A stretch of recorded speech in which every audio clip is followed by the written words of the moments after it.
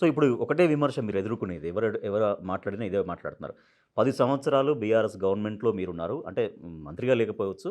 So ఎంపీగా, వివిధ హోదాల్లో ఎమ్మెల్సీగా అది వండుకుంటూ వస్తున్నారు. కానీ ఇప్పుడు మీరు లేవనెత్తే ప్రశ్నలు ఒక్కసారి గూడా, ఎక్కడ గూడా ఇది మీరు మీ నోటి వెంట రాలేదు. సో అప్పుడెందుకు మౌనంగా ఉన్నారు? ఇప్పుడెందుకు అడుగుతున్నారు? అంటే కేవలం మీ స్వార్థం కోసం మాత్రమే ఇప్పుడు అవన్నీ వాళ్ళని బ్లేమ్ చేస్తున్నారు అనేది బయట నుంచి వచ్చే విమర్శ.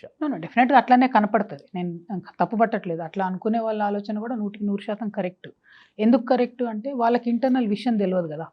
నేను మేము బయటికొచ్చి యునైటెడ్ ఫ్రంట్ పెట్టి నవ్వుతూ మాట్లాడుతూ అక్క కెమెరాలో కనబడితే నవ్వుతది, చాలా సంతోషంగా ఉంటది, హ్యాపీగా ఉంటది అనే ఫీలింగ్ ఇచ్చినాం తప్పితే ఎప్పుడు కూడా నేను బాధపడుతూ బీఆర్ఎస్‌లో ఉన్నన్ని రోజులు గానీ ఎప్పుడు నేను బాధపడుతూ కనపడలేదు.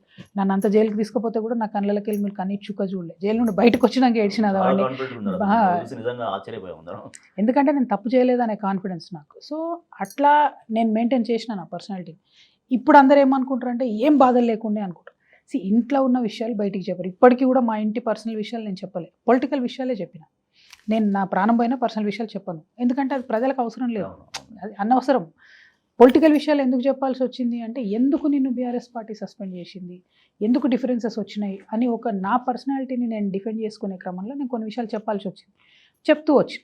సో ఇవాళ కూడా నేను ప్రజలతో చెప్పేది ఏంటంటే ఆనాడు ఒక పార్టీలో ఉన్నప్పుడు ఇంటర్నల్‌గా పార్టీలు అడుగుతాం.